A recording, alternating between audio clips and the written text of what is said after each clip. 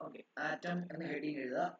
Atom നമുക്കറിയാം, atom എന്ന് പറഞ്ഞു കഴിഞ്ഞാൽ ഒരു മാറ്ററിന്റെ ഏറ്റവും ചെറിയ യൂണിറ്റ് ആണ്. അതായത് ഇപ്പോൾ ഒരു ബിൽഡിംഗ് നമുക്ക് പണിയത് എടുക്കണമെന്നുണ്ടെങ്കിൽ ബിൽഡിങ്ങിന്റെ ഏറ്റവും ബേസിക് ആയിട്ടുള്ള സാധനം ബിൽഡിങ്ങിന്റെ മതിൽ പണിയാൻ ഉപയോഗിക്കുന്ന കട്ടയാണ്.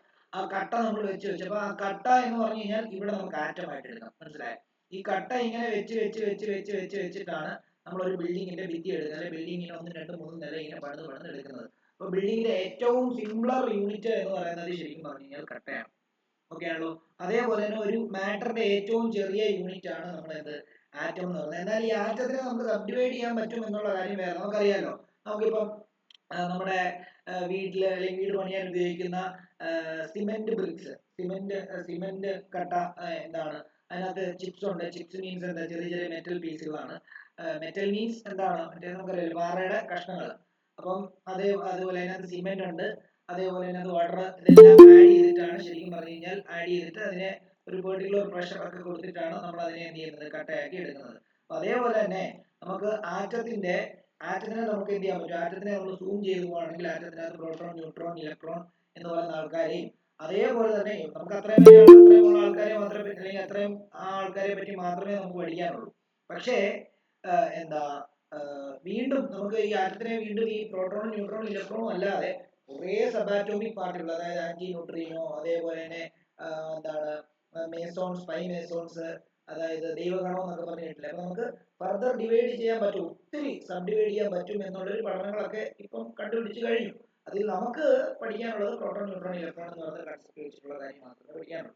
ഓക്കെ, അപ്പൊ ആറ്റം ഹെഡിങ് എഴുതുക. ആറ്റം ഹെഡിങ് എഴുതിയിട്ട് ആറ്റത്തിനെ പറ്റി ഒന്നും ചോദിക്കാൻ പോകുന്നില്ല, എന്നാലും പഠിപ്പിക്കുന്നതിനെ കൊണ്ട് എഴുതിക്കോ. Atom is the basic unit of matter, that consists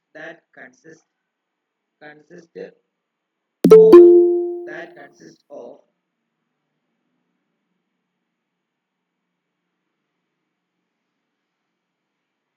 atom is the basic unit of matter that consists of a dense central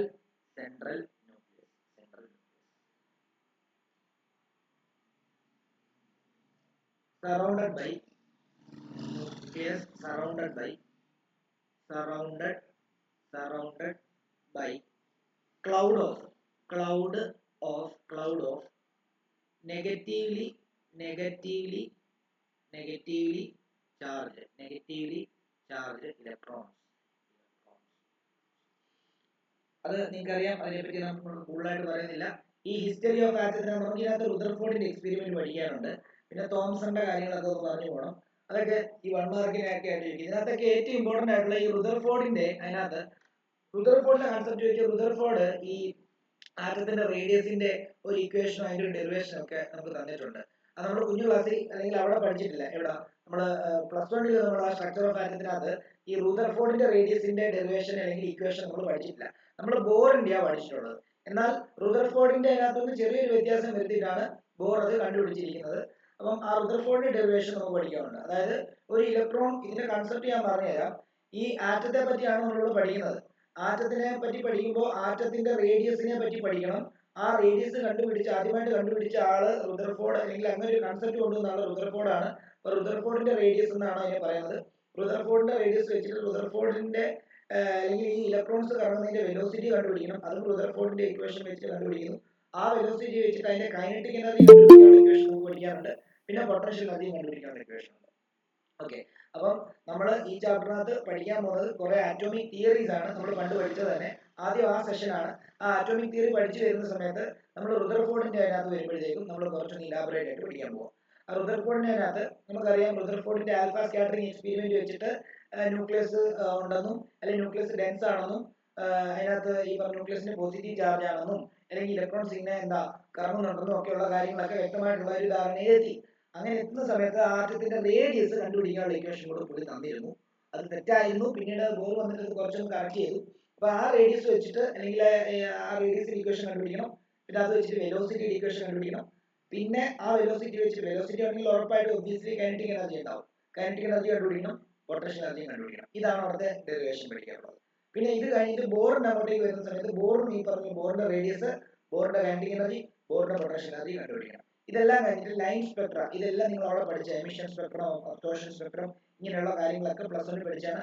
plus വണ്ണിന്റെ അതേ കൺസെപ്റ്റ് തന്നെ കുറച്ച് ഒരു 2-3 ഡെറിവേഷൻ എക്സ്ട്രാ പഠിക്കാനുണ്ട്. പിന്നെ ഇതിനകത്തുനിന്ന് ഡെറിവേഷൻ ആയിട്ട് ചോദിക്കും എന്ന് ഒരിക്കലും ഞാൻ പറയത്തില്ല. കാരണം എന്താ വെച്ച് കഴിഞ്ഞാൽ ന്യൂമറിക്കൽ ആയിട്ടായിരിക്കും ചോദിക്കാൻ സാധ്യത. ഇനി നിങ്ങൾക്ക് ലോട്ടറി അടിച്ചു കഴിഞ്ഞാൽ ചിലപ്പോൾ ഡെറിവേഷൻ ചോദിക്കും. അപ്പൊ ഡെറിവേഷൻ പഠിച്ചിട്ട് പോയാൽ ന്യൂമറിക്കൽ നിങ്ങൾക്ക് കിട്ടുമല്ലോ. അപ്പൊ അങ്ങനെ ചെയ്യാം. ഓക്കെ ആണല്ലോ. ഹിസ്റ്ററി ഓഫ് ആറ്റം തുടങ്ങുവാണ്. നോട്ട്സ് എഴുതി എടുത്തോണം. History of atom, history of atom, history of atom. History of ആറ്റത്തിനകത്ത് ശരിക്കും പറഞ്ഞു കഴിഞ്ഞാൽ ആദ്യം ഈ ആറ്റത്തെ പറ്റിയുള്ള ഒരു അല്ലെങ്കിൽ ആറ്റം എന്ന് പറയുന്ന നെയിം കോയിൻ ചെയ്തത് സയന്റിസ്റ്റ് ആയിരുന്നില്ല, ഒരു ഫിലോസഫർ ആയിരുന്നു, ഡീമോക്രിറ്റസ് എന്ന് പറയും. അദ്ദേഹം 500 BC-യിലാണ് ഈ ആറ്റം എന്ന് പറയുന്ന പേര് കോയിൻ ചെയ്തത്. അത് കഴിഞ്ഞിട്ടാണ് പിന്നെ ഡാൽട്ടന്റെ കൺസെപ്റ്റ് വെച്ച് ഡാൽട്ടൻ തിയറി ഒക്കെ വന്നത്. ഓക്കെ ആണല്ലോ. അപ്പം അത് വേണമെങ്കിൽ ഒന്ന് മെൻഷൻ ചെയ്യാം. 500 BC ഡീമോക്രിറ്റസ്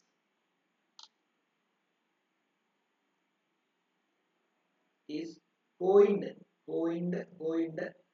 term atom. Coined the term atom. Meaning അദ്ദേഹം അതിന്റെ ഒരു മീനിങ് കൂടെ പറഞ്ഞിട്ടുണ്ടായിരുന്നു. മീനിങ് അൺകട്ടബിൾ, കട്ട് ചെയ്യാൻ പറ്റാത്തത്. എന്നാൽ കട്ട് ചെയ്യാൻ പറ്റാത്തത് സബ് ഡിവൈഡ് ചെയ്യാൻ പറ്റാത്തത്, അത്രയും ചെറുത് എന്നുള്ളതാണ് ഉദ്ദേശിക്കുന്നത് കേട്ടോ. ഇതാണ് ആദ്യത്തെ ഇതിന്റെ ആറ്റത്തെ പറ്റിയുള്ള ആദ്യത്തെ ഒരു കൺസെപ്റ്റ് ഇതാണ്. പിന്നീട് ഡാൽട്ടൺസ് അറ്റോമിക് തിയറി എന്ന് വരുന്നു. Dalton atomic theory.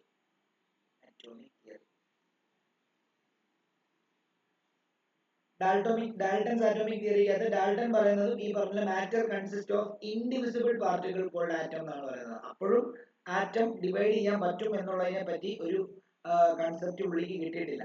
ഓക്കെ, അപ്പം അതാണ് പുള്ളി പറയുന്നത്. Matter consist of indivisible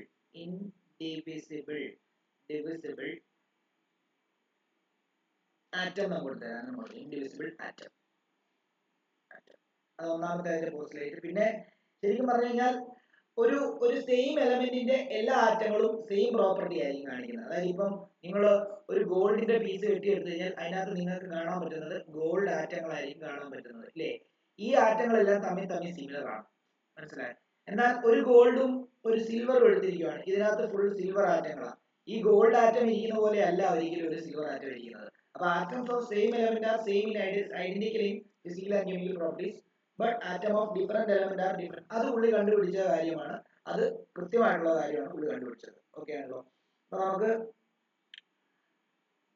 atoms of a given element are identical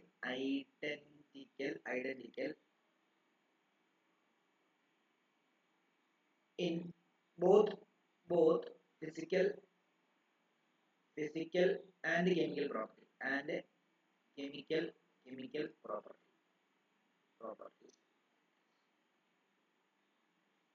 in atoms of different element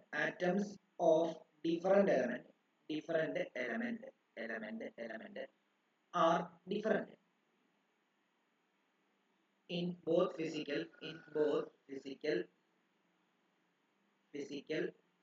chemical property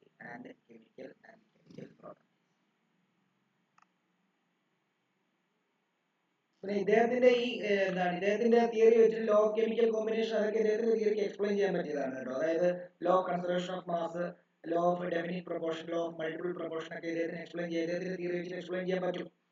okay ആണല്ലോ.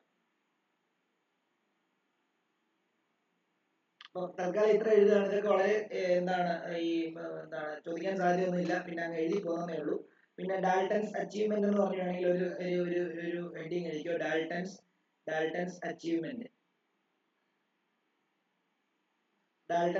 എന്ന് പറഞ്ഞാൽ ഒന്നെന്ന് പറയുമ്പോൾ law of conservation of mass അദ്ദേഹത്തിന് എക്സ്പ്ലെയിൻ ചെയ്യാൻ പറ്റി. Law of conservation of mass അദ്ദേഹത്തിന് എക്സ്പ്ലെയിൻ ചെയ്യാൻ പറ്റി. Law of conservation of mass. രണ്ട്, ലോ ഓഫ് കോൺസ്റ്റന്റ്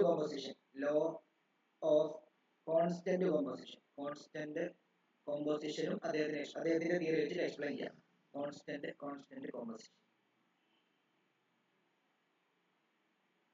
അതേപോലെ law of multiple proportion law of multiple proportion, law of multiple proportion, law of multiple proportion അദ്ദേഹത്തിന് എന്താ explain ചെയ്യാൻ പറ്റി എന്നുള്ളതാണ്. എന്നാൽ ലിമിറ്റേഷനും ഉണ്ട്. ലിമിറ്റേഷൻ എഴുതുക. Limitation limitation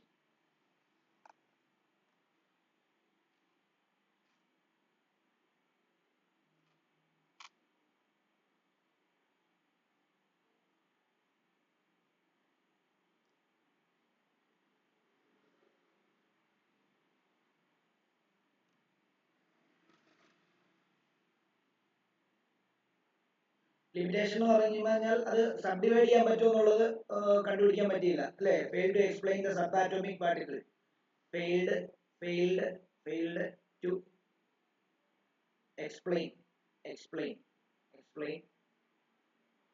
subatomic particle, subatomic particle, failed to explain about subatomic particle, about subatomic particle. അടുത്തത് എന്താണ് ഈ ലൈൻ സ്പെക്ട്രയും അല്ലെങ്കിൽ ഈ പറഞ്ഞ പോലെ തന്നെ എന്താണ് ന്യൂക്ലിയസിനെ പറ്റിയും അങ്ങനെയുള്ള കുറെ എക്സ്പെരിമെന്റുകളൊന്നും എന്ത് ചെയ്തില്ല. അതായത് ലൈൻ സ്പെക്ട്ര, അതുപോലെ എമിഷൻ സ്പെക്ട്ര, അബ്സോർഷൻ സ്പെക്ട്ര, ഇതിനെ പറ്റി ഒന്നും എന്ത് ചെയ്യാൻ പറ്റില്ല, അദ്ദേഹത്തിന് എക്സ്പ്ലെയിൻ ചെയ്യാൻ പറ്റില്ല. അപ്പം failed to explain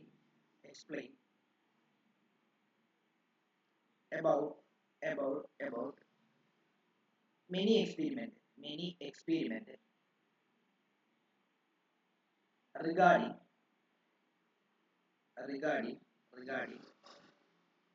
emission spectrum, emission, absorption,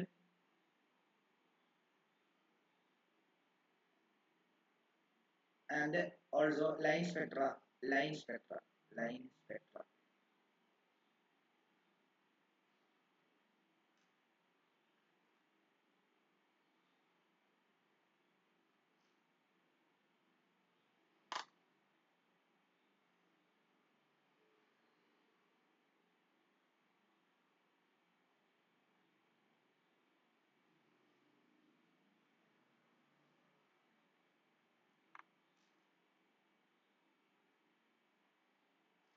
ഇത് കഴിഞ്ഞു വന്ന ഒരു തിയറിയാണ് Thomson model of atom. J Thomson ആണ് കൊണ്ടുവന്നത് തോംസൺ മോഡൽ ഓഫ് ആറ്റം. അതിനെപ്പറ്റി പറയേണ്ടിയിരിക്കുന്നു. Thomson model of atom, Thomson model of atom. അതിനകത്ത് നേരത്തെ ഒരു കാര്യം പറയാൻ വിട്ടുപോയത്. നേരത്തെ നമ്മള് ഈ ഡ്യുവൽ നേച്ചർ ഓഫ് മാറ്റർ എന്ന് പറഞ്ഞൊരു ചാപ്റ്ററിന്റെ പേര് പറയാൻ വിട്ടുപോയായിരുന്നു. അതുകൊണ്ട് നമുക്ക് പഠിക്കാനുണ്ട്. അത് വളരെ ഇമ്പോർട്ടന്റ് ആയിട്ടുള്ള ഒരു ഗ്രാഫിക്കൽ റെപ്രസെന്റേഷൻ ഉള്ള ഒരു ചാപ്റ്റർ ആണ്. അപ്പൊ അത് നമുക്ക് നോക്കണം. നേരത്തെ പറയാൻ വിട്ടുപോയി, അത് പഠിക്കാനുണ്ട്. അപ്പം തോംസൺ മോഡൽ ഓഫ് ആറ്റം എഴുതിയിട്ട് ശരിക്കും 1800 ഈ ഡാൽട്ടൺസ് ആറ്റോമിക് തിയറി ഫെയിൽ ആവാൻ കാരണം എന്താണെന്ന് അറിയാമോ? ആദ്യത്തെ സബ് ആറ്റോമിക് പാർട്ടിക്കിൾ കണ്ടുപിടിക്കുന്നത് ജെ തോംസൺ ആണ്. 1897 അദ്ദേഹം ഇലക്ട്രോൺ ആണ് കണ്ടുപിടിച്ചത്. ഇലക്ട്രോൺ കണ്ടുപിടിക്കുന്നതിന്റെ ഭാഗമായിട്ട് പുള്ളിക്ക് അല്ലെങ്കിൽ പുള്ളി ഒരു എക്സ്പെരിമെന്റ് നടത്തി. ആ എക്സ്പെരിമെന്റിൽ നിന്ന് ഇലക്ട്രോൺ കണ്ടുപിടിച്ചു. ആ ഇലക്ട്രോൺ കണ്ടുപിടിച്ചപ്പോൾ ഡാൽട്ടൺസ് ആറ്റോമിക് തിയറി ഫെയിലിയർ ആയി. കാരണം ഡാൽട്ടൺസ് ആറ്റോമിക് തിയറി പറയുന്നത് ആറ്റം സബ്ഡിവൈഡ് ചെയ്യാൻ പറ്റത്തില്ല എന്നുള്ളതാണ്. അപ്പൊ ആദ്യത്തെ സബ്ഡിവിഷൻ കണ്ടുപിടിച്ചപ്പോൾ തന്നെ അദ്ദേഹത്തിന്റെ തിയറി ഫെയിലിയർ ആയി എന്നുള്ളതായി മനസ്സിലാക്കാം. അപ്പൊ അത് ഒരു ഡോട്ട് ഇട്ടിട്ട് വേണം എഴുതാം. In 1897 he discovered electron.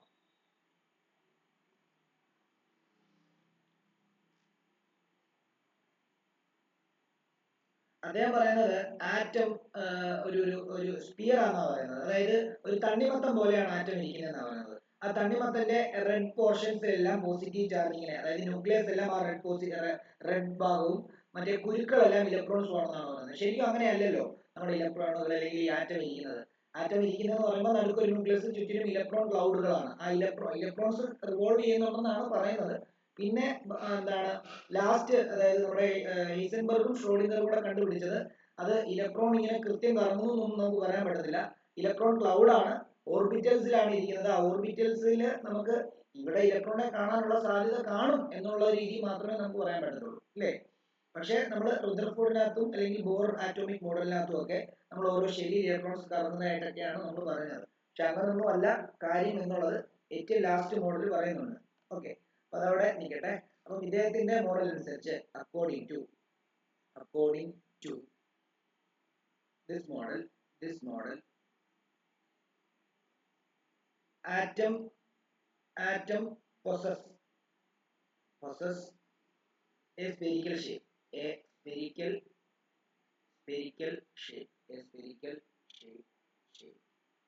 Radius പറഞ്ഞാൽ എത്ര അറിയാം? ആറ്റത്തിന്റെ റേഡിയസ് 10⁻⁻10 മീറ്റർ. 10⁻⁻10 മീറ്റർ എന്ന് പറഞ്ഞാൽ ആലോചിച്ച് നോക്കി, 1/10⁻10 1/10⁻10 എന്ന് പറയുമ്പോൾ പോയിന്റ് കഴിഞ്ഞ് ഒരു 9 പൂജ്യം കഴിഞ്ഞ് 1, അത്രയും ചെറിയതാണ് അതിന്റെ റേഡിയസ് തന്നെ. ഓക്കെ ആണല്ലോ. അപ്പം in which positive charge is uniformly distributed.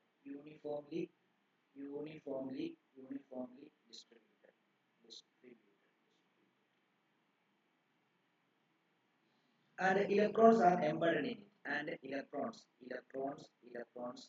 are embedded in it. Embedded in it.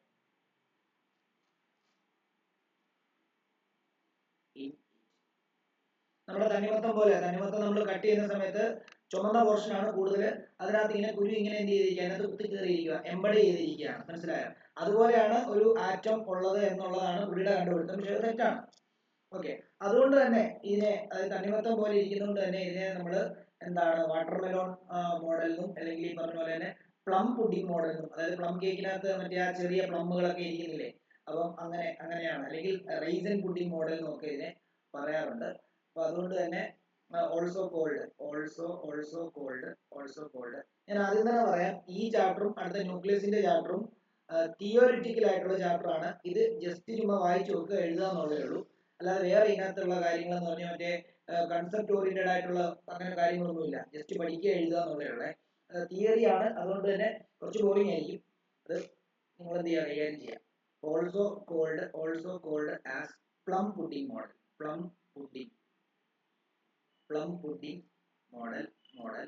അഥവാ റൈസൻ പുഡിംഗ് മോഡൽ എന്ന് പറയും. റൈസൻ പുഡിംഗ് അഥവാ വാട്ടർമെലോൺ മോഡൽ എന്ന് പറയും.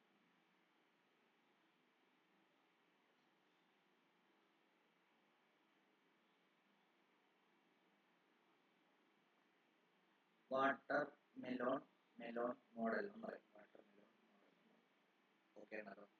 ഓക്കെ, ഇനി ഇദ്ദേഹത്തിന്റെ അച്ചീവ്മെന്റ് എന്ന് പറയുമ്പോൾ ഇദ്ദേഹത്തിന്റെ ആറ്റോമിക് തിയറി വെച്ചിട്ട് ആറ്റം ഓവറോൾ ന്യൂട്രാലിറ്റി മെയിൻറ്റെയിൻ ചെയ്യുന്നത്. ഈ ന്യൂട്രാലിറ്റി എന്ന് പറഞ്ഞാൽ എന്താണെന്നറിയോ?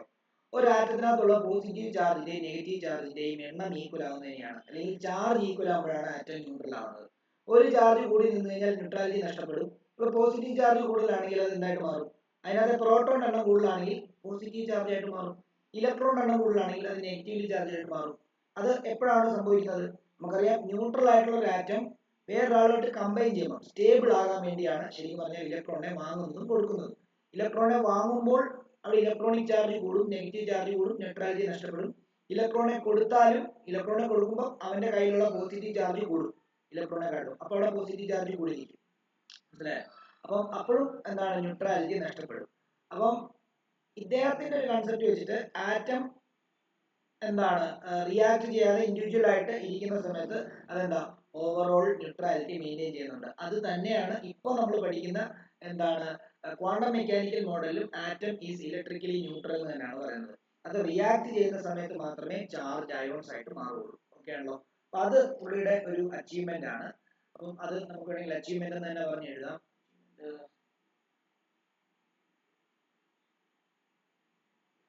അല്ല, അച്ചീവ്മെന്റ് ഒന്നും പറഞ്ഞ് എഴുതണ്ട, ഒരു ഡോട്ട് ഇട്ട് അങ്ങ് എഴുതിയാൽ മതി. he successfully explained the overall neutrality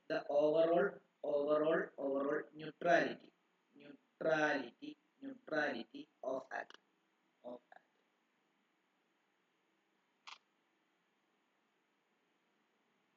പക്ഷെ ഇദ്ദേഹത്തിന് ഫെയിലിയർ ആയി പോകാൻ കാരണം എന്ന് പറഞ്ഞാൽ ഇദ്ദേഹം കൃത്യമായിട്ടുള്ള ഇലക്ട്രോണിക് സ്ട്രക്ചർ തന്നിട്ടില്ല. നമുക്കറിയാം, ഇലക്ട്രോൺസ് ഇങ്ങനെ റിവോൾവ് ചെയ്ത് നടക്കുക എന്നാണ് പറയുന്നത്. പക്ഷെ ഇയാൾ പറയുന്നത് എന്താണ്, അതിനകത്ത് എംബഡ് ചെയ്തിരിക്കുന്നതാണ് പറഞ്ഞത്. അത് തന്നെ തെറ്റാണ്. അപ്പൊ അതുകൊണ്ട് തന്നെ എന്താണ്, he couldn't explain explain about the actual distribution distribution distribution of electrons and positive charge.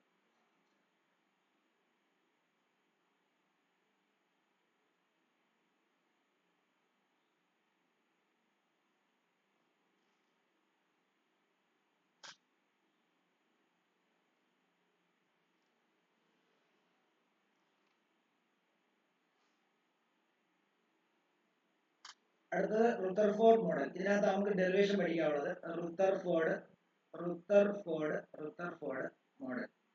Model of atom.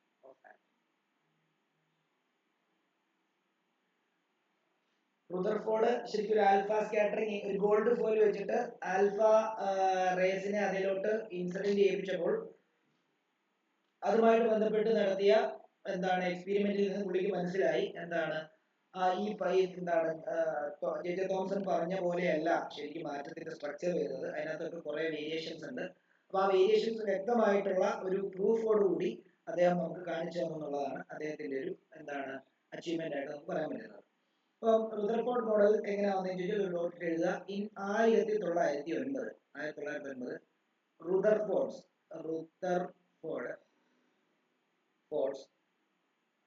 Gold foil experiment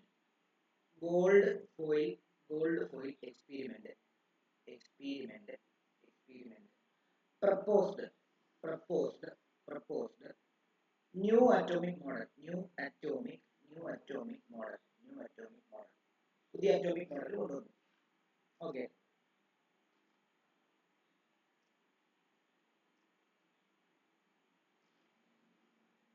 ഞാനൊരു കാര്യം പറയട്ടെ. അപ്പൊ ഇത് കഴിഞ്ഞിട്ടുള്ള കാര്യങ്ങളും കൂടെ ജസ്റ്റ് ഒന്ന് പറഞ്ഞോട്ടെ, എന്നിട്ട് നമുക്ക് റുദർഫോർഡ് എഴുതിക്കോ, ആൽഫ സ്കാറ്ററിംഗ് എക്സ്പെരിമെന്റ് എന്ന് എഴുതിക്കോ, എന്നിട്ട് നമുക്ക് ഡെറിവേഷൻ ഒന്ന് പറയാം.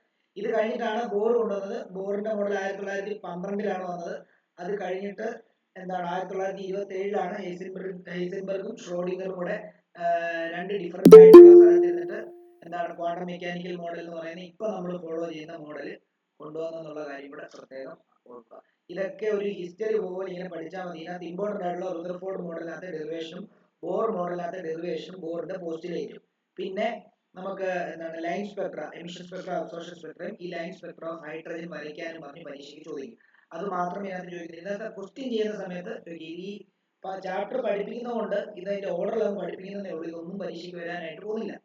ഓക്കെ, പക്ഷെ ഇതൊന്നും പഠിക്കാതെ ഇതെങ്ങനെ വന്നു എന്നുള്ള കാര്യം നമുക്ക് മനസ്സിലാക്കാൻ സാധിക്കത്തില്ല. അതുകൊണ്ടാണ് ഇതെല്ലാം പറയുന്നത്. അപ്പൊ നോക്കൂ, അടുത്തത് റുദർഫോർഡ് എക്സ്പെരിമെന്റ് എന്ന് തന്നെ എഴുതുക. റുദർഫോർഡ് എക്സ്പെരിമെന്റ് ഇതൊക്കെ നിങ്ങൾക്ക് അറിയാവുന്ന കാര്യം തന്നെയാണ്, വീണ്ടും ഒന്ന് എഴുതുകയാണ്. Rutherford experiment.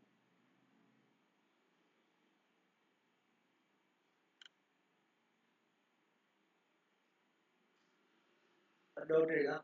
He bombarded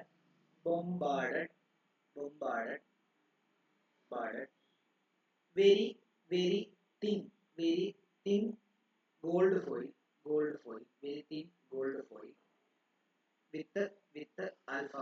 with alpha particle from a radioactive source. Radioactive സോഴ്സിൽ നിന്ന് ആൽഫ പാർട്ടിക്കിളിനെ ഒരു ഗോൾഡ് ഫോയിലേക്ക് ബൊമ്പാർഡ് ഇടിപ്പിച്ചു. ഓക്കെ ആണല്ലോ. The thin gold foil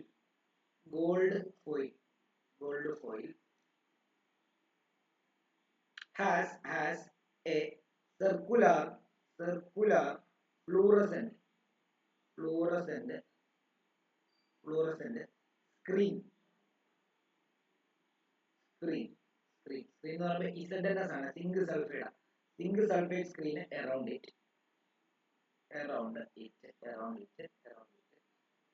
Whenever an alpha particle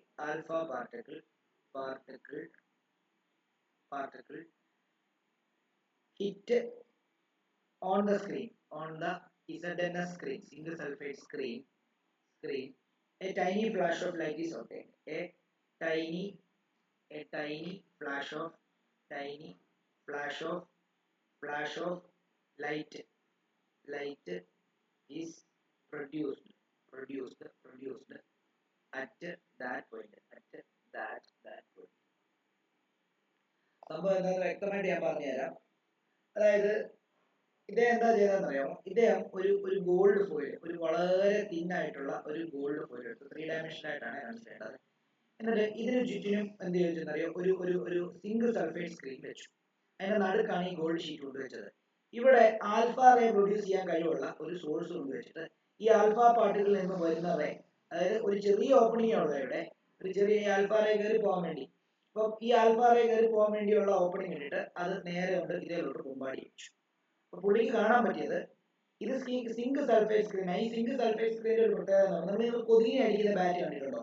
കൊതുക് വന്ന് അതേ കയറുന്ന സമയത്ത് അതിൽ എന്താണ് ബ്രൈറ്റ് സ്പോട്ടുകൾ ഉണ്ടാവുന്നതാണ്. അപ്പൊ ബ്രൈറ്റ് സ്പോട്ടുകൾ ഉണ്ടാകുമ്പോൾ അതെന്താ, അത് കൊതുക് വന്ന് അതിൽ അടിക്കുമ്പോൾ ബ്രൈറ്റ് സ്പോട്ട് ഉണ്ടാകുന്ന പോലെ തന്നെ ഏതൊരു ചാർജ് പാർട്ടിക്കിൾ ഈ സിങ്ക് സൾഫേറ്റ് സ്ക്രീനെ വന്ന് വീണാലും അവിടെ കൊതുകിനെ അടിക്കുമ്പോൾ ഉണ്ടാകുന്ന പോലത്തെ ബ്രൈറ്റ് സ്പോട്ടുകൾ ഉണ്ടാകും. അപ്പൊ അദ്ദേഹം കുറെ ബ്രൈറ്റ് സ്പോട്ടുകൾ ഇവിടെ ഉണ്ടാകുന്നതായിട്ട് പുള്ളി കണ്ടു. കുറെ ബ്രൈറ്റ് സ്പോട്ടുകൾ ഈ ഭാഗത്ത് ഉണ്ടാകുന്നതായിട്ട് കണ്ടു. കുറെ ബ്രൈറ്റ് സ്പോട്ട് വളരെ ചുരുക്കം ബ്രൈറ്റ് സ്പോട്ട് ഇവിടെ ഞാൻ അത് റെഡ് വെച്ച് മെൻഷൻ ചെയ്യാം. കുറെ ബ്രൈറ്റ് സ്പോട്ടുകൾ ഈ ഭാഗങ്ങളിൽ ഉണ്ടാകുന്നുണ്ട്, കുറെ ബ്രൈറ്റ് സ്പോട്ടുകൾ ഈ ഭാഗത്ത് ഉണ്ടാകുന്നുണ്ട്, കുറെ വളരെ ചുരുക്കം ഒന്നോ രണ്ടോ ബ്രൈറ്റ് സ്പോട്ടുകൾ ആ എൻട്രി ചെയ്യുന്ന ഭാഗത്ത് തന്നെ ഉണ്ടെന്ന് അല്ലെങ്കിൽ കാണാൻ പറ്റിയതായിട്ട് പുള്ളിക്ക് അല്ലെങ്കിൽ പുള്ളിയുടെ എക്സ്പീരിയൻസിൽ നിന്ന് മനസ്സിലായി. അതെന്താണെന്നറിയാമോ? ഇവിടെ അതായത് ഒത്തിരി ലൈറ്റ് റേസ് ഈ ഭാഗത്താണ് വന്ന് വീഴുന്നത്. അതെന്താണെന്നറിയോ? ഈ ആറ്റത്തിന്റെ ഇടയ്ക്ക് സ്പേസുകൾ എംപ്റ്റി ചെയ്യാന്നുള്ള കാര്യം നമുക്കറിയാം. അതുവഴി ഈ ആൽഫ പാർട്ടിക്കിൾ, ഈ ആൽഫ റേ കടന്നു പോകുന്നത് കൊണ്ടാണ് ഇവിടെ എന്താണ് അതിനകത്തൂടെ കടന്നു പോകുന്നതുകൊണ്ടാണ് ഈ ഭാഗത്തായിട്ട് എന്ത് ചെയ്യുന്നത് നമ്മുടെ ബ്രൈറ്റ് സ്പോട്ടുകൾ ഉണ്ടാകുന്നത്. എന്നാൽ ഈ ആൽഫ പാർട്ടിക്കിളിന് പോസിറ്റീവ് ചാർജ് ആയിട്ടുള്ള ഹീലിയം ന്യൂക്ലിയസ് ആണ്. പോസിറ്റീവ് ചാർജ് ആണ് ആൽഫ പാർട്ടിക്കിൾ. അപ്പം ഇതിന്റെ ഈ ഗോൾഡിന്റെ ന്യൂക്ലിയസിന്റെ എഡ്ജിലൊക്കെ തട്ടുവാണെങ്കിൽ അത് എന്ത് സംഭവിക്കുന്ന അറിയാമോ? ഇങ്ങോട്ടും രണ്ട് പോസിറ്റീവ് ആയതുകൊണ്ട് അത് ഡിഫ്ലക്ട് ചെയ്തിട്ട് ഇങ്ങോട്ടോ ഒക്കെ വന്ന് എന്ത് ചെയ്യും? ഡിഫ്ലക്ട് ചെയ്ത് തട്ടും. ഇനി ഈ ന്യൂക്ലിയസിന്റെ, അതായത് ഈ ഗോൾഡിൻ ന്യൂക്ലിയസിന്റെ കൃത്യം സെന്ററിന് നേരെയാണ് പോകുന്നതെങ്കിൽ അതിനിപ്പം ഇതൊരു ഗോൾഡിന്റെ ന്യൂക്ലിയസ് ആണ്.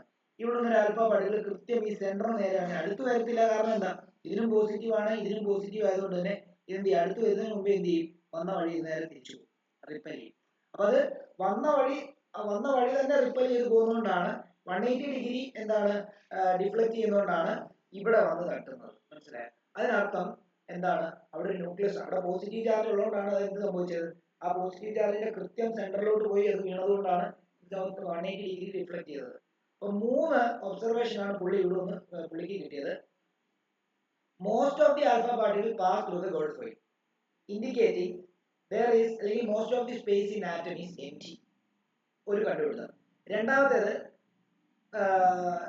a fraction of alpha particle deflect by some angle, indicating there is a positive center. അതായത് പോസിറ്റീവ് ആയിട്ടുള്ള ഒരു സെന്റർ ഉള്ളതുകൊണ്ട് തന്നെ അതിന്റെ എഡ്ജസിന്റെ നേരെയൊക്കെ വരുന്നതൊക്കെ എന്ത് ചെയ്യും? ഇപ്പം ഒരു ഉദാഹരണം പറയുകയാണെങ്കിൽ ഇപ്പൊ ഇങ്ങനെ ഒരു പോസിറ്റീവ് ചാർജ് ന്യൂക്ലിയസ് ഇരിക്കുക, ഇതിന് നേരെ വന്നു കഴിഞ്ഞാൽ കണ്ടോ ഇങ്ങനെ ഡിഫ്ലക്ട് ചെയ്ത് ഇങ്ങനെയൊക്കെ പോകും കേട്ടോ, ഇങ്ങനെയൊക്കെ ഇങ്ങോട്ടും പോകും. ഓക്കെ ആണല്ലോ. നേരെ വരുമ്പോഴാണ് 180 ഡിഗ്രിയിൽ ഡിഫ്ലക്ട് ചെയ്യുന്നത്. സൈഡിലൊക്കെ വരുമ്പോൾ അങ്ങോട്ടും ഇങ്ങോട്ടും ഡിഫ്ലക്ട് ചെയ്ത് പോകും. അപ്പം അങ്ങനെ ഡിഫ്ലക്ട് ചെയ്യുമ്പോൾ മനസ്സിലായി അവിടെ പോസിറ്റീവ് ചാർജ് ഉണ്ടെന്ന് മനസ്സിലായി. ഈ ആ പോസിറ്റീവ് ചാർജിന്റെ സ്ട്രെങ്തും കൂടെ മൂന്നാമത്തെ ഒബ്സർവേഷൻ നമ്മൾ മനസ്സിലായി. എന്താ അറിയോ? വെരി സ്മോൾ ഫ്രാക്ഷൻ എന്ന് പറയുന്നത് കണക്ക് പറയുന്നത് 20,000 ആൽഫ പാർട്ടിക്കിൾ വിട്ട് കഴിഞ്ഞാൽ അതിൽ ഒരെണ്ണം മാത്രം ബൗൺസ് ബാക്ക് ചെയ്യുമെന്നാണ് പറയുന്നത്. ബൗൺസ് ബാക്ക് ചെയ്യുന്നതിന്റെ കാരണം എന്താണെന്ന് ചോദിച്ചു കഴിഞ്ഞാൽ ആ ന്യൂക്ലിയസിന്റെ ആ നടുക്ക് ചെന്ന് തട്ടാൻ വരുന്ന സമയത്ത് ആ ന്യൂക്ലിയസ് വളരെ സ്ട്രോങ്ങും വളരെ കട്ടിയുള്ളതും ഡെൻസും ആയതുകൊണ്ട് തന്നെ ഇതിനെ എന്ത് ചെയ്യത്തില്ല, അതിനകത്തൂടെ കടത്തി വിടത്തില്ല. അപ്പൊ അതിനടുത്ത് പോയിട്ട് എന്ത് ചെയ്യും? 180 ഡിഗ്രി ഡിഫ്ലക്ട് ചെയ്ത് തിരിച്ചു വരും. ഇപ്പൊ 3 ഒബ്സർവേഷൻ ആണ്. ആറ്റത്തിനകത്ത് 90% സ്പേസ് എംപ്റ്റി ആണെന്ന് കണ്ടുപിടിച്ചു. പിന്നെ ആറ്റത്തിന്റെ അകത്ത് നടുക്കായിട്ട് പോസിറ്റീവ് ചാർജ് ഉണ്ടെന്ന് കണ്ടുപിടിച്ചു. ആ പോസിറ്റീവ് ചാർജ് ആയിട്ടുള്ള ഭാഗം വളരെ ശക്തവും അതായത് ഡെൻസും അതേപോലെ സ്ട്രോങ്ങും ആണെന്നുള്ളത് കണ്ടുപിടിച്ചു. ഇത്രയും ഒബ്സർവേഷൻ ആണ് പുള്ളി ഈ ആൽഫ സ്കാറ്ററിംഗ് എക്സ്പെരിമെന്റിലൂടെ ചെയ്തത്.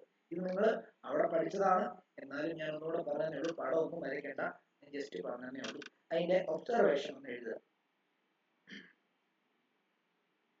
കൺക്ലൂഷൻ എന്ന് പറഞ്ഞ് എഴുതിച്ചു. കൺക്ലൂഷൻ എന്ന് പറഞ്ഞിട്ട് വേണമെങ്കിൽ എഴുതാം. കൺക്ലൂഷൻ എന്ന് പറഞ്ഞിട്ട് നിങ്ങൾക്ക് ഇവിടെ എഴുതാം. ഒരു ഡോട്ട് ഇട്ടിട്ട് most of the alpha particle alpha particle pass through. Most of the alpha particle pass through the gold foil.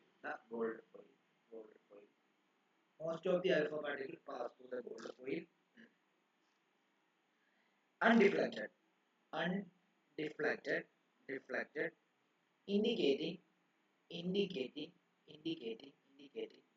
that most of the space in an atom is empty. അടുത്തത് a small fraction പറഞ്ഞോ. ആദ്യം എഴുതിയ point വായിക്കാം. കേട്ടില്ല. ആദ്യം എഴുതിയ point വായിക്കായിരിക്കും കൺക്ലൂഷന്റെ. പിന്നെന്താ ഇതാണോ? ഇതാണ് ഞാൻ ആദ്യം എഴുതിയ പോയിന്റ്. അതെ.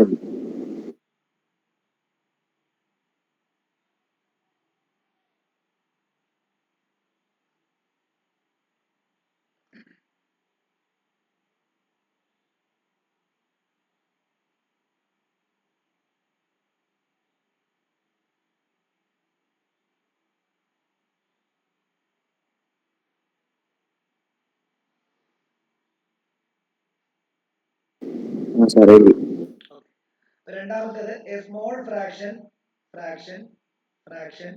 of alpha particle was deflected by small angle indicating that there is a positively charged center which repels അല്ലെങ്കിൽ deflect the positively charged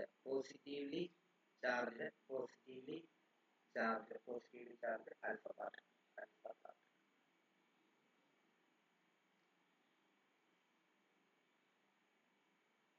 ഇനി ഒരു കൺക്ലൂഷൻ കൂടെ ഉണ്ട്, അതായത് ഒരു ഒബ്സർവേഷൻ ഉണ്ട്. A very few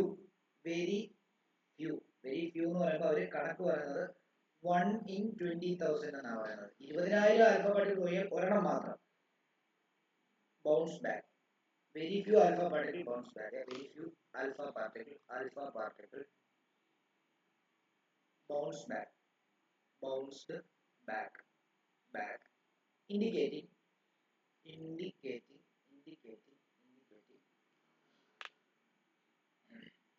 nucleus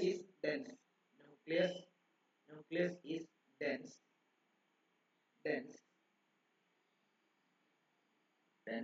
because most of mass of atom is concentrated in the nucleus.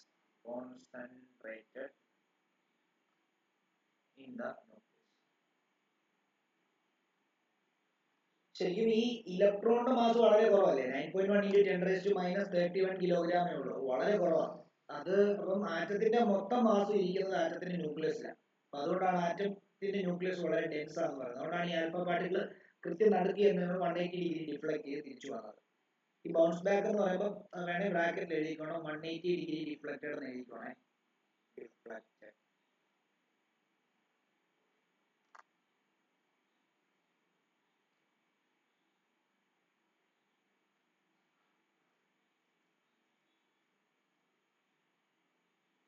പിന്നെ ഇദ്ദേഹം തന്നെ കണ്ടുപിടിച്ച കാര്യമാണ്, അതായത് എന്താണ് volume occupied by the nucleus is negligible. അതായത് ഒരു ആറ്റത്തിനെ വെച്ച് നോക്കുമ്പോൾ അതിന്റെ ന്യൂക്ലിയസ് ഒക്കുപൈ ചെയ്യുന്ന വോളിയം വളരെ ചെറുതാണ്. അതൊന്നും ഞാൻ എഴുതുന്നില്ല കേട്ടോ, അതൊക്കെ ഞാൻ ജസ്റ്റ് പറയുന്നതേ ഉള്ളൂ. അതായത് ഒരു ഉദാഹരണം പറയുകയാണെങ്കിൽ ഒരു എർത്തിനെ നിങ്ങളൊരു ആറ്റമായിട്ട് കൺസിഡർ ചെയ്ത് കഴിഞ്ഞാൽ എർത്തിന് നടുക്ക് ഉള്ളൊരു കോർ എന്ന് പറഞ്ഞ പോർഷൻ ഉണ്ടല്ലോ, അതായിരിക്കും ശരിക്കും പറഞ്ഞ ന്യൂക്ലിയസ്. അപ്പൊ അത്രയും ചെറുതാണ് ന്യൂക്ലിയസ്. ഓക്കെ. അല്ലെങ്കിൽ നിങ്ങൾ ഒരു ഫുട്ബോൾ കൺസിഡർ ചെയ്തിട്ട് ആ ഫുട്ബോളിന്റെ ഏറ്റവും മധ്യഭാഗത്തായിട്ട് ഒരു മണൽത്തരി കൺസിഡർ ചെയ്യുന്നത് എങ്ങനെയാണോ അത്രയും ഉള്ളു ന്യൂക്ലിയസ്. പക്ഷെ സൈസ് ഓഫ് ആറ്റം അത്രയും ആ ഫുട്ബോൾ പോലെ ഉണ്ടാവും. പിന്നെ അദ്ദേഹം വേറൊരു കാര്യം കൂടെ കണ്ടുപിടിച്ചു, ഈ പോസിറ്റീവ് ചാർജുള്ള ആറ്റത്തിന്റെ ന്യൂക്ലിയസിലാണ് കോൺസെൻട്രേറ്റ് ചെയ്യുന്നതെന്നും അതേപോലെ തന്നെ എന്താണ് ന്യൂക്ലിയസിന്റെ സറൗണ്ടിങ്ങിൽ ഇലക്ട്രോൺസ് ഉണ്ടെന്നും ആ ഇലക്ട്രോൺസ് ഇങ്ങനെ കറങ്ങി നടക്കുവാണെന്നും പറഞ്ഞു. ഓക്കെ ആണല്ലോ. പിന്നെ അതേപോലെ തന്നെ ഈ കറങ്ങി നടക്കുന്ന ഇലക്ട്രോണും അതേപോലെ ന്യൂക്ലിയസും തമ്മിൽ ഇലക്ട്രോസ്റ്റാറ്റിക് ഫോഴ്സ് ഓഫ് അട്രാക്ഷൻ നമുക്കറിയാലോ. ഒരു പോസിറ്റീവ് ചാർജ് നെഗറ്റീവ് ചാർജ് തമ്മിലോ അല്ലെങ്കിൽ രണ്ട് നെഗറ്റീവ് ചാർജ് തമ്മിലോ അല്ലെങ്കിൽ രണ്ട് പോസിറ്റീവ് ചാർജുകളോ തമ്മിൽ ഉണ്ടാകുന്ന കൂളോംബിക് ഫോഴ്സിനെയാണ് ഇലക്ട്രോസ്റ്റാറ്റിക് ഫോഴ്സ് ഓഫ് അട്രാക്ഷൻ എന്ന് പറയുന്നത്. അതിവിടെ ഉണ്ട്. ഇലക്ട്രോൺസ് ഇങ്ങനെ കറങ്ങുവാണെങ്കിൽ എന്തുകൊണ്ടാണ് ആ ഒരു ഓർബിറ്റിൽ നിന്ന് തന്നെ കറങ്ങുന്നതെന്ന് ചോദിച്ചു കഴിഞ്ഞാൽ ഈ ന്യൂക്ലിയസ് അവനെ ഇങ്ങനെ പിടിച്ചു വെച്ചിരിക്കും. തിരിച്ച് ഈ ഇലക്ട്രോണും ന്യൂക്ലിയസിൽ എന്ത് കൊടുക്കുന്നുണ്ട്? ഒരു ഫോഴ്സ് കൊടുക്കുന്നുണ്ട്. മനസ്സിലായോ? അപ്പം അതും അദ്ദേഹത്തിന്റെ കണ്ടുപിടുത്തമാണ്. അപ്പം അത് ഞാൻ എഴുതുന്നില്ല, ഈ എന്താണ് ജസ്റ്റ് മനസ്സിലാക്കാനുള്ളതേ ഉള്ളൂ. അപ്പൊ അത് ഞാൻ എഴുതുന്നില്ല. ഇനി നമ്മൾ ഇതിന്റെ ഡെറിവേഷൻ എഴുതാൻ പോവാണ്. ഡെറിവേഷൻ മീൻസ് ആ ബോർ റേഡിയസ് കണ്ടുപിടിക്കുന്നുണ്ട്. ബോർ റേഡിയസ്, ബോറിന്റെ പൊട്ടൻഷ്യൽ എനർജി, ബോറിന്റെ കൈനറ്റിക് എനർജിയും കൂടെ. ബോർ മീൻസ് ബോർ അല്ല, റുദർഫോർഡ്. റുദർഫോർഡിന്റെ എന്താണ് ഈ ആറ്റോമിക് തിയറി വെച്ചിട്ടുള്ള അതിന്റെ റേഡിയസ്, ആറ്റത്തിന്റെ റേഡിയസ്, അതേപോലെ തന്നെ ആറ്റത്തിന്റെ വെലോസിറ്റി, അല്ല ആറ്റത്തിലൂടെ ഇലക്ട്രോൺ കറങ്ങുന്ന വെലോസിറ്റി, അതേപോലെ ആ വെലോസിറ്റി മൂലം ഉണ്ടാകുന്ന കൈനറ്റിക് എനർജി, അതുമൂലം ഉണ്ടാകുന്ന പൊട്ടൻഷ്യൽ എനർജിയാണ് നമുക്ക് കണ്ടുപിടിക്കാൻ. ഇത് ഇത്രയും ഡെറിവേഷൻസ് ആണ്. ഒരു ഡെറിവേഷൻ പഠിച്ചാൽ ബാക്കിയുള്ള എല്ലാം തന്നെത്താനെ പോക്കറ്റ് തുറന്നു കൊടുത്താൽ മതി, തന്നെത്താനെ ഒന്ന് കയറിക്കൊള്ളു. ചെറിയ ചെറിയ മാറ്റങ്ങളേ ഉള്ളൂ. അപ്പം ആദ്യത്തേത് വൃത്തിക്ക് പഠിക്കുക, അപ്പൊ അത് എഴുതിയിരിക്കൂ. റുദർഫോർഡ്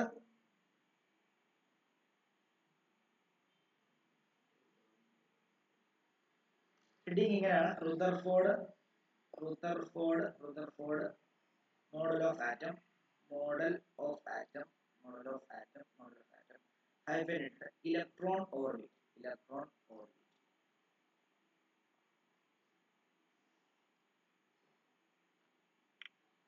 അപ്പം അദ്ദേഹം എന്ത് ചെയ്തെന്നറിയാം? അദ്ദേഹം ഒരു പോസിറ്റീവ്ലി ചാർജ് സെന്റർ കൺസിഡർ ചെയ്തു. എന്നിട്ട് അതിനു ചുറ്റിനും ഒരു ഇലക്ട്രോൺ ഒഴുകുന്നതായിട്ട് അദ്ദേഹം കണ്ടുപിടിച്ചു. അതായത് ഇലക്ട്രോൺ എന്താണ് റിവോൾവ് ചെയ്യുന്നതായിട്ട് പുള്ളി സങ്കല്പിച്ചു. ആ ഇലക്ട്രോണിന്റെ അല്ലെങ്കിൽ ആ കറങ്ങുന്നതിന്റെ ആ ഒരു പാത്തിന്റെ റേഡിയസ് എന്ന് പറഞ്ഞാൽ R എന്ന് പുള്ളി എടുത്തു. ഇത് ഇലക്ട്രോൺ തന്നെ ഇങ്ങനെ കറങ്ങിക്കൊണ്ടിരിക്കും. ഇതാണ് കേസ്. ഓക്കെ ആണല്ലോ.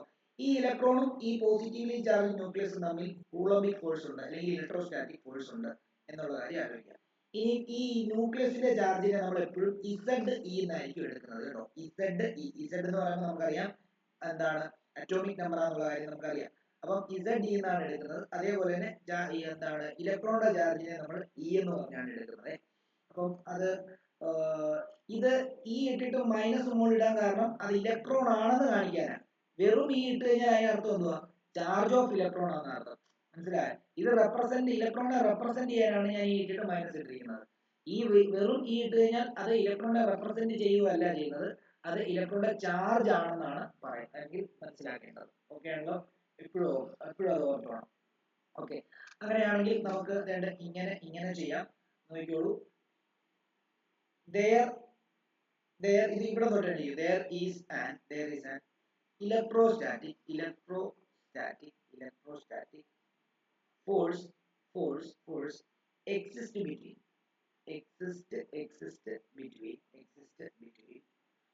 positively charged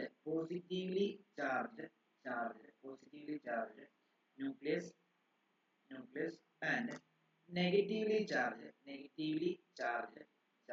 electron. ഇതൊക്കെ നിങ്ങളുടെ മനോധർമ്മം പോലെ എഴുതുക കേട്ടോ. അല്ല ഞാനിപ്പം ഇങ്ങനെ എഴുതണമെന്നൊന്നും പറയത്തില്ല. പക്ഷെ ഇവിടെ മുതൽ അടുത്തത് മുതൽ എന്ത് ചെയ്യുക? നമ്മൾ എഴുതുക charge of nucleus is equal to, നമ്മൾ എന്താ എടുക്കുന്നത് അറിയാമോ? ZE എന്നാണ് എടുക്കുന്നത്. ZE. അതേപോലെ തന്നെ ചാർജ് ഓഫ് ഇലക്ട്രോൺ എടുക്കുന്നത് നമ്മൾ E ആയിട്ട് എടുക്കുന്നത്. ഓക്കെ ആണല്ലോ? ഇനി നമുക്കറിയാം ഈ രണ്ട് ചാർജുകൾ തമ്മിലുള്ള കൂളോംബിക് ഫോഴ്സ് നിങ്ങൾ എങ്ങനെ കണ്ടുപിടിക്കുന്നത്?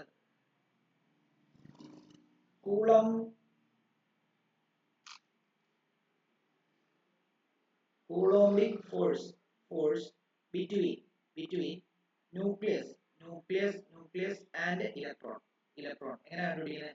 നമുക്കറിയാം കൂളോംബിക് ഫോഴ്സ് കണ്ടുപിടിക്കാനുള്ള equation F is equal to 1/4 pi epsilon 0 Q1 Q2 by R square അല്ലേ? Q1 Q2 divide by R square ആണ് ജനറൽ ഇക്വേഷൻ. അപ്പൊ ഇവിടെ F is equal to 1 by 4 pi epsilon 0 Q1 ന് പകരം നമുക്ക് Z into E എന്നും Q2 ന് പകരം E എന്നും കൊടുക്കാം ഡിവൈഡഡ് ബൈ ആർ സ്ക്വയർ. അങ്ങനെയാണെങ്കിൽ നമുക്ക് F is equal to 1 by 4 pi epsilon 0 Z E square divide by എന്താ ആർ സ്ക്വയർ എന്ന് എഴുതാം.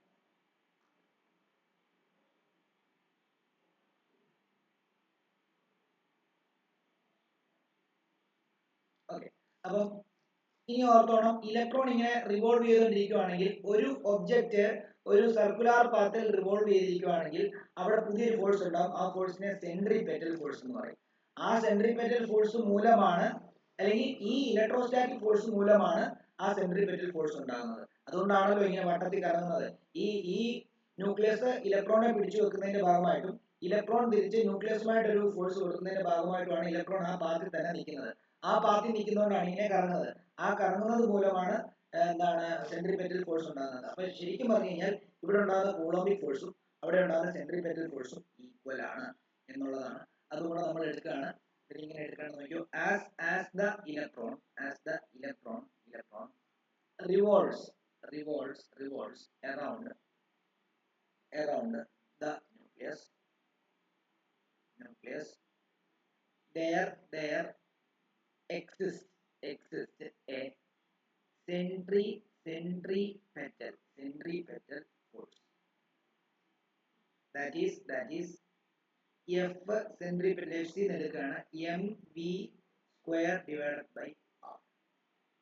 അപ്പോൾ നമുക്ക് ഇവിടെ ഇതിനെ ഇക്വേഷൻ 1 എന്ന് എഴുതാം, ഇതിനെ ഇക്വേഷൻ 2 എന്ന് എഴുതാം. ഈ രണ്ട് എഫും ഈക്വൽ ആണ്.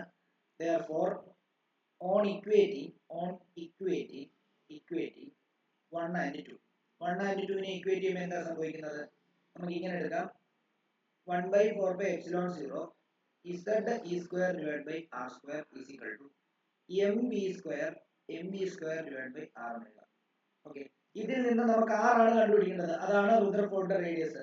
R കണ്ടുപിടിക്കാൻ വേണ്ടി നോക്കിയോ, ഇവിടെ R സ്ക്വയർ ആണ്, ഇവിടെ R ആണ്. ഓരോ R എന്ത് ചെയ്തു? കട്ട് ചെയ്ത് പോയി. പിന്നെ എന്തെങ്കിലും കട്ട് ചെയ്യാനുണ്ടോ? ഇല്ല. ഇനി നമുക്ക് എന്ത് ചെയ്താൽ മതി? R കണ്ടുപിടിക്കാൻ വേണ്ടി സിമ്പിൾ ആയിട്ട് ഒരു കാര്യം ചെയ്താൽ മതി. ഈ R നെ മുകളിലോട്ട് കൊണ്ടുപോയിട്ട് ഈ mv സ്ക്വയറിനെ താഴോട്ട് കൊണ്ടുവന്നാൽ മതി. പോരെ? അങ്ങനെയാണ് നമുക്ക് ഇങ്ങനെ എടുക്കാം, 1 by 4 pi epsilon 0 Z E square divided by mv square is equal to എന്താ? R അല്ലേ? ഇതിനെയാണ് നമ്മൾ എന്താ റേഡിയസ് ഓഫ് ഇലക്ട്രോൺ ഓർബിറ്റ് എന്ന് പറയുന്നത്. ഇലക്ട്രോൺ ഉള്ള ഓർബിറ്റിന്റെ റേഡിയസ് ആണ് ഇത്. അപ്പോൾ ഇവിടെ ജനറലി ഇങ്ങനെ എഴുതാം, R is equal to Z E square divided by 4 pi epsilon 0 mv square എന്ന് എഴുതാം. ഇതായിരിക്കും എന്താണ് റേഡിയസ് ഓഫ് ഇലക്ട്രോൺ ഓർബിറ്റ്. ഇത് റേഡിയസ് ഓഫ് ഇലക്ട്രോൺ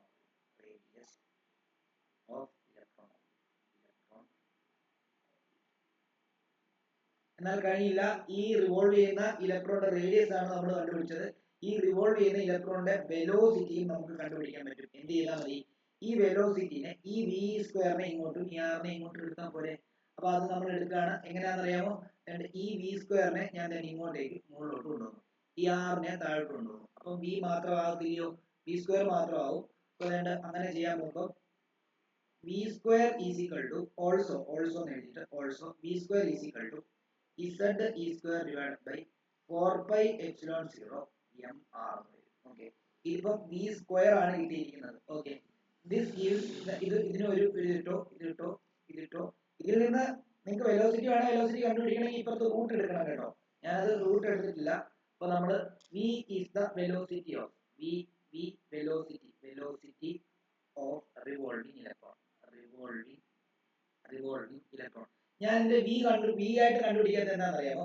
നമുക്ക് കൈനറ്റിക് എനർജി കണ്ടുപിടിക്കാൻ ഇതാ എളുപ്പം. കാരണം v square half M v square എന്നല്ലേ. അപ്പൊ ഇത് നേരെ കൊണ്ട് അവിടെ സബ്സ്റ്റിറ്റ്യൂട്ട് ചെയ്ത് കൊടുത്താൽ മതി. ഓക്കെ, അപ്പം ഇലക്ട്രോൺ. അപ്പൊ നമുക്കറിയാം വി ഹാവ്, ഇതിനെ വേണമെങ്കിൽ ഒരു കാര്യം ചെയ്തു, ഇതിനെ നിങ്ങൾക്ക് വേണമെങ്കിൽ ഇപ്പൊ 1 ഉം 2 ഇതിനെ ഇക്വേഷൻ 3 എന്നും കൊടുത്തു, ഇതിനെ ഇക്വേഷൻ 4 എന്നും കൊടുത്തു. ഓക്കെ, എന്നിട്ട് എഴുതാം, we have kinetic energy is equal to half m v square. ഇതിനെ ഇക്വേഷൻ 5 എന്ന് കൊടുക്കാം. Substituting equation 4 in 5. അങ്ങനെ 5 സബ്സ്റ്റിറ്റ്യൂട്ട് ചെയ്യുന്ന സമയത്ത് നമുക്ക് എന്ത് വരും? kinetic energy is equal to half m v square എന്ന് വരെ നമുക്ക് Z E square divided by 4 pi epsilon 0 into m r എന്ന് എഴുതാം. ഈ എമ്മും എമ്മും കട്ട് ചെയ്ത് കളഞ്ഞു കഴിഞ്ഞാൽ നമുക്ക് ഇങ്ങനെ കിട്ടും z e square divide by എന്താ അറിയോ 8 pi epsilon 0 r എന്ന് കിട്ടും. ഇതാണ് കൈനറ്റിക് എനർജി.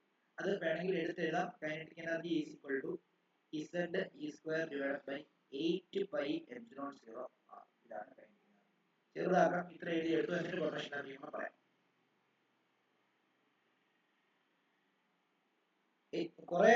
കുറെ എന്താണ് ഡെറിവേഷന്റെ കുറെ സ്റ്റെപ്പ് സ്കിപ്പ് ചെയ്തിട്ടുണ്ട് കേട്ടോ. കാരണം ഇത് മതി. ഇതിനകത്ത് ഇതിന് കൂടുതൽ എന്ത് ചെയ്യാനൊന്നുമില്ല. ഇത് പഠിച്ചാൽ മതി.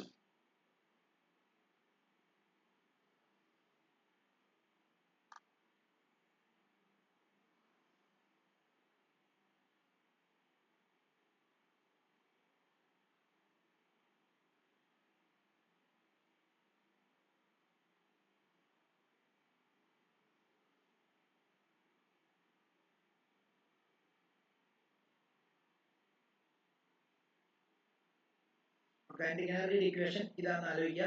ഇനി പൊട്ടൻഷ്യൽ എനർജിയുടെ കണ്ടുപിടിച്ച് കഴിഞ്ഞാൽ നമ്മുടെ ഡെറിവേഷൻ പൊട്ടൻഷ്യൽ എനർജിയും ടോട്ടൽ എനർജിയും കൂടെ കണ്ടുപിടിക്കണം. അതുകൂടെ കണ്ടുപിടിച്ച് നമ്മുടെ ഡെറിവേഷൻ തീർന്നു. ഈ ഡെറിവേഷനിൽ നിന്ന് തന്നെയാണ് എന്താണ് നമ്മുടെ ബോറിന്റെ ഡെറിവേഷൻ സ്റ്റാർട്ട് ചെയ്യുന്നത് കേട്ടോ. അതുകൊണ്ട് അത് വളരെ എളുപ്പമാണ്. ഇസഡിന് 1 കൊടുത്താൽ മതി. ഇസഡിന് 1 കൊടുത്തു കഴിഞ്ഞാൽ എന്താണ് ബോറിന്റെ റേഡിയസ് ആയി, ബോറിന്റെ വെലോസിറ്റി ആവും. അപ്പോൾ എളുപ്പമാകും കുറച്ച് കണ്ടുപിടിക്കാനായിട്ട്. അപ്പം ഇത് കൃത്യമായിട്ട് പഠിച്ചു കഴിഞ്ഞാൽ ബാക്കി കിട്ടും. ഓക്കെ, അപ്പം നോക്കിക്കോളൂ.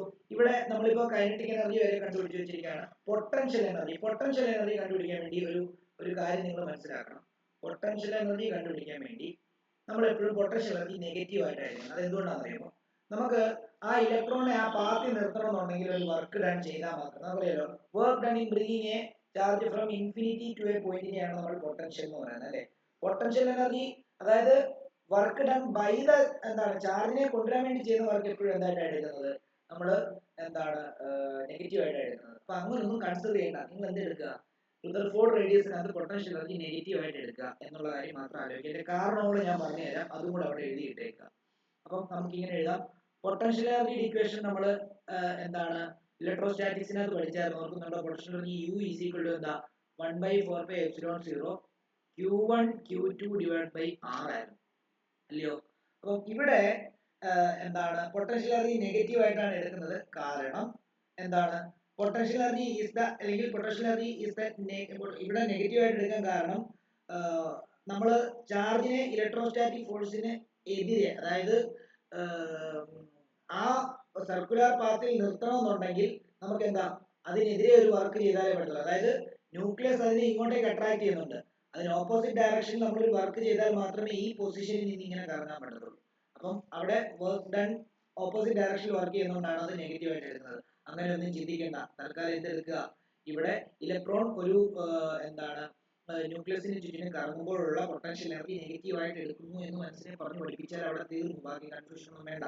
ഓക്കെ, ഇത് വെച്ചിട്ട് ന്യൂമറിക്കൽ ചോദിക്കും. 100% ഉറപ്പാണ് കേട്ടോ. ഇതിനകത്ത് ന്യൂമറിക്കൽ പോസിബിലിറ്റി ആണ് കൂടുതൽ. അപ്പം potential energy is equal to നമുക്ക് എന്താ എടുക്കാം 1/4 pi epsilon 0. നമ്മുടെ ന്യൂക്ലിയസിന്റെ ചാർജ് Ze ആണ് ഇൻറ്റു എന്താണ് നമുക്ക് ഇലക്ട്രോണിന്റെ ചാർജ് E ആണ്. ഇവിടെ ഞാൻ നെഗറ്റീവ് ആയിട്ട് എടുക്കുകയാണ്. അത് കൂടെ ഒന്ന് ആലോചിക്കുക. ഡിവൈഡ് ബൈ എന്താ, ഡിവൈഡ് ബൈ അതിന്റെ റേഡിയസ് എന്ന് പറഞ്ഞാൽ R ആണ്. അങ്ങനെയാണെങ്കിൽ potential energy is equal to negative Z e square divide by എന്താ 4 pi epsilon 0 R. ഇതാണ് നമ്മുടെ potential energy equation. Potential energy equation കിട്ടി, കൈനറ്റിക് എനർജി ഇക്വേഷൻ കിട്ടി. അങ്ങനെയാണെങ്കിൽ ടോട്ടൽ എനർജി നിങ്ങൾ എങ്ങനെ കണ്ടുപിടിക്കും? ടോട്ടൽ എനർജി എന്താ kinetic energy plus potential energy. Kinetic എനർജിയുടെ ടോട്ടൽ ഇക്വേഷൻ എന്ന് പറയുമ്പോഴത്തേക്കും total equation Z e square divide by 8 pi epsilon 0 R ആണല്ലോ, പ്ലസ് പൊട്ടൻഷ്യൽ എനർജി എന്ന് പറയുമ്പോൾ negative Z e square divide by 4 pi epsilon 0 R ആണല്ലോ. അങ്ങനെയാണെങ്കിൽ നമുക്ക് ഇവിടെ ഒന്ന് ഈ മൈനസ് നടുക്കോട്ട് വരും. അപ്പൊ ഞാനത് ഈ സ്റ്റെപ്പിൽ തന്നെ ഇടുകയാണ്. മൈനസ് നടുക്കോട്ട് വരുന്നത്. ഇവിടെ എന്ത് കോമൺ എടുക്കാം? Z e സ്ക്വയർ കോമൺ എടുക്കാം by 4 pi epsilon 0 R common എടുക്കാം. ബാക്കി ഇവിടെ 1/2 വരുന്നു, -1 വരുന്നു. അപ്പോൾ ഇവിടെ നമുക്ക് LCM എടുക്കുമ്പോൾ Z e square divided by 4 pi epsilon 0 R into 1 - 2/2 വരുന്നു. അങ്ങനെയാണെങ്കിൽ നമുക്ക് Z e square divided by 4 pi epsilon 0 R into -1/2 വരുന്നു. അപ്പോൾ നമുക്ക് അതിനെ ഇങ്ങനെ എഴുതാം, minus of Z e square divided by 4 × 2 8 ആണ് 8πε0r. അപ്പൊ ടോട്ടൽ എനർജി കിട്ടി. ചെറുതാക്കാം, എഴുതിയെടുത്തോ. കഴിഞ്ഞിട്ടില്ല. ഒരു കാര്യം കൂടെ പറയാനുണ്ട്. ഒരു കാര്യം കൂടെ പറഞ്ഞാലേ തീരുള്ളൂ.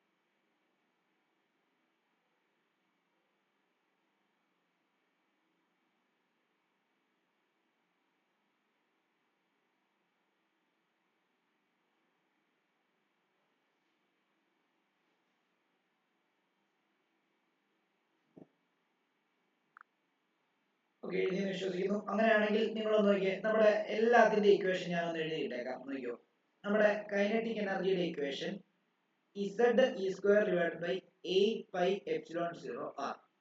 പൊട്ടൻഷ്യൽ എനർജിയുടെ ഇക്വേഷൻ (-ZE²4πε0r). ടോട്ടൽ എനർജിയുടെ ഇക്വേഷൻ (-ZE²8πε0r). ഇവർ തമ്മിലുള്ള റിലേഷൻ നോക്കിയേ. കൈനറ്റിക് എനർജിക്കകത്ത് ഒരു നെഗറ്റീവ് ഇട്ട് കഴിഞ്ഞാൽ ടോട്ടൽ എനർജി ആകത്തില്ലേ? അപ്പൊ total energy is equal to negative of kinetic energy. ശരിയല്ലയോ? അത് ഒരു കൺസെപ്റ്റ് വന്നു. ഇനി നോക്കിയോ, ടോട്ടൽ എനർജി പൊട്ടൻഷ്യൽ എനർജിയുടെ ഒരു ഇതെന്താ? ടോട്ടൽ എനർജി എന്ന് പറഞ്ഞു കഴിഞ്ഞാൽ ഈ പൊട്ടൻഷ്യൽ എനർജിയുടെ കൂടെ 1/2 അല്ലെങ്കിൽ പൊട്ടൻഷ്യൽ എനർജി ഡിവൈഡഡ് ബൈ 2 ചെയ്യുമ്പോഴാണ് ടോട്ടൽ എനർജി കിട്ടുന്നത്.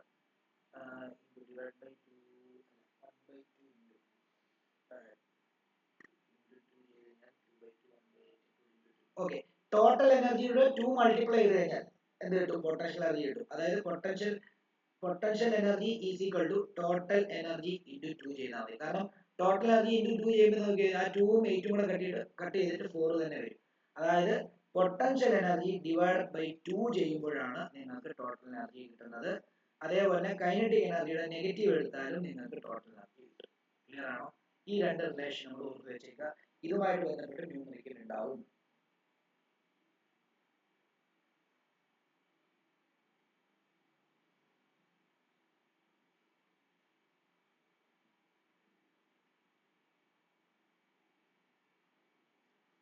ഇനി ഒറ്റ കാര്യം കൂടെ ഒന്ന് എഴുതിയിട്ടോ. ഈ എന്താണ് റുദർഫോർഡ് ലിമിറ്റേഷൻ എന്ന് പറയുമ്പോൾ ഒന്ന് സ്റ്റെബിലിറ്റിയെ പറ്റി എക്സ്പ്ലെയിൻ ചെയ്യാൻ പറ്റിയില്ല. അദ്ദേഹം പറയുന്നത് ഇതിനിടയ്ക്ക് ഈ മാക്സ്വെൽ എന്ന് പറയുന്ന സയന്റിസ്റ്റ് പറഞ്ഞായിരുന്നു, കറങ്ങിക്കൊണ്ടിരിക്കുന്ന ഒരു, അതായത് ഫാസ്റ്റ് ആയിട്ട് മൂവ് ചെയ്തുകൊണ്ടിരിക്കുന്ന ഏതൊരു ഒബ്ജക്റ്റും റേഡിയേഷൻ എമിറ്റ് ചെയ്യുമെന്ന് പറഞ്ഞായിരുന്നു. അങ്ങനെ റേഡിയേഷൻ എമിറ്റ് ചെയ്ത് കഴിഞ്ഞാൽ ഈ ഇലക്ട്രോൺസിന് എനർജി കുറഞ്ഞ് ഇത് ന്യൂക്ലിയസിനകത്ത് വന്ന് വീഴുമെന്നുള്ളൊരു കൺസെപ്റ്റിലേക്ക് എത്തി. അങ്ങനെയാണെങ്കിൽ എന്താണ് ആറ്റം സ്റ്റേബിൾ ആവത്തില്ല. റുദർഫോർഡ് കൃത്യമായിട്ട് ഇന്ന ഷെല്ലിലാണ് കറങ്ങുന്നത് എന്നൊന്നും പുള്ളി പറഞ്ഞിട്ടില്ല. റൗണ്ടിൽ കറങ്ങുന്നു എന്നുള്ളതേ പറഞ്ഞിട്ടുള്ളൂ. അപ്പൊ എങ്ങനെ കറങ്ങും എന്നുള്ളതൊന്നും ഡീറ്റെയിൽ ആയിട്ട് പറഞ്ഞിട്ടില്ല. ഫിക്സഡ് ആയിട്ടുള്ള ഷെല്ലിൽ അതിന്റെ വെലോസിറ്റി കോൺസ്റ്റന്റ് ആയിരിക്കുമോ? നമ്മൾ പിന്നീട് ബോർ കണ്ടുപിടിച്ചത് എന്താ? റെസ്പെക്റ്റീവ് ഷെല്ലിൽ കറങ്ങുന്ന ഓരോ ഇലക്ട്രോണിന്റെയും വെലോസിറ്റി സെയിം ആയിരിക്കും. ഒന്നാമത്തെ ഷെല്ലിൽ കറങ്ങുന്ന ഇലക്ട്രോൺസിന്റെ വെലോസിറ്റി എല്ലാം സെയിം ആയിരിക്കും. വിച്ച് ഈസ് ഡിഫറെന്റ് ഫ്രം രണ്ടാമത്തെ ഷെല്ലിൽ കറങ്ങുന്ന ഇലക്ട്രോണിന്റെ വെലോസിറ്റി. പക്ഷേ ഒന്നാമത്തെ ഷെല്ലിൽ കറങ്ങുന്ന ഇലക്ട്രോൺസിന്റെ വെലോസിറ്റിയെക്കാളും കുറച്ചുകൂടെ കൂടുതലായിരിക്കും രണ്ടാമത്തെ ഷെല്ലിൽ. പക്ഷേ ഒരു ഷെല്ലിൽ കറങ്ങുന്ന എല്ലാ ഇലക്ട്രോണിന്റെ വെലോസിറ്റിയും കോൺസ്റ്റന്റ് ആയിരിക്കും. അപ്പം എന്താണ്? റേഡിയേഷൻ എമിറ്റ് ചെയ്യത്തില്ല. ഈ ഇലക്ട്രോൺസ് സ്റ്റേബിൾ ആയിരിക്കും. അത് പിന്നീട് കണ്ടുപിടിച്ചാണ്. ഇദ്ദേഹം അങ്ങനെ കണ്ടുപിടിച്ചിട്ടില്ല. അതാണ് ഒന്നാമത്തെ അദ്ദേഹത്തിന്റെ limitation. Could not explain the stability. ഒന്നാമത്തെ limitation could not explain stability. അതേപോലെ തന്നെ ആറ്റോമിക് സ്പെക്ട്രയെ പറ്റിയൊന്നും ഇദ്ദേഹം ഒന്നും പറഞ്ഞില്ല, കൂടുതലായിട്ടൊന്നല്ല. ആറ്റോമിക് സ്പെക്ട്ര എന്ന് പറഞ്ഞ ടോപ്പിക്കിനെ ടച്ച് ചെയ്തിട്ട് പോലുമില്ല. അപ്പൊ ഇറ്റ്സ് നത്തിങ് അബൌട്ട് ദ എന്താണ് ഡ്യുവൽ നേച്ചർ എന്നൊക്കെ പറയാം. ഡ്യുവൽ നേച്ചറിനെ പറ്റി പറഞ്ഞിട്ടില്ല. Dual nature of matter and radiation, രണ്ടിനും ഡ്യുവൽ നേച്ചർ ഉണ്ട്. അത് രണ്ടിനെ പറ്റി ഇദ്ദേഹം എക്സ്പ്ലെയിൻ ചെയ്തില്ല. ലൈൻ സ്പെക്ട്രോഫാറ്റത്തെ പറ്റി എക്സ്പ്ലെയിൻ ചെയ്തിട്ടില്ല. പിന്നെ അതേപോലെ ഇലക്ട്രോണിക് സ്ട്രക്ചറിനെ പറ്റി നമ്മൾ പറഞ്ഞല്ലോ, ഇലക്ട്രോൺ ഇങ്ങനെ കറങ്ങുന്നേ പറഞ്ഞിട്ടുള്ളൂ. റെസ്പെക്റ്റീവ് ഷെല്ലിൽ എത്ര ഇലക്ട്രോൺസ് കറങ്ങും, എങ്ങനെയാണ് അത് കറങ്ങുന്നത് എന്നുള്ള കാര്യങ്ങളൊന്നും പറഞ്ഞിട്ടില്ല. ഓക്കെ ആണല്ലോ? അപ്പൊ അതാണ് രണ്ടാമത്തേത്. ഇറ്റ് സേസ് നത്തിങ്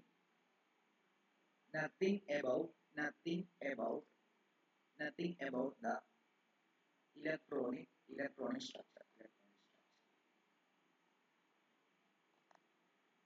പിന്നെ failed to explain dual nature of electromagnetic radiation.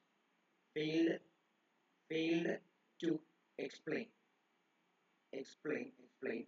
dual nature of electromagnetic radiation. EM radiation അതേപോലെയാണ് ആറ്റോമിക് സ്പെക്ട്രം ഇതിനകത്ത് ഒറ്റയടിക്കാൻ ആഡ് ചെയ്തു. Radiation and atomic Spectra.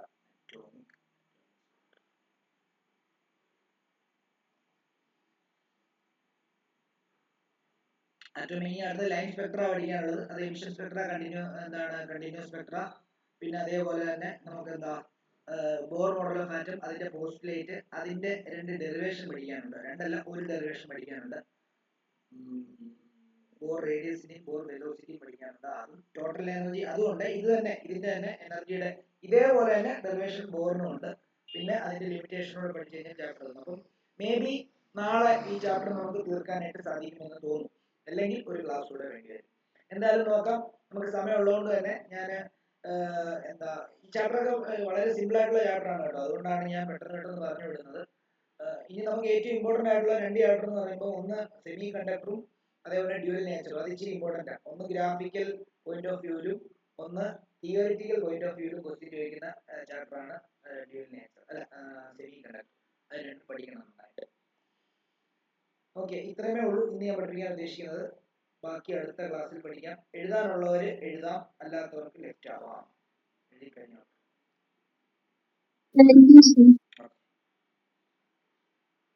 Thank you sir.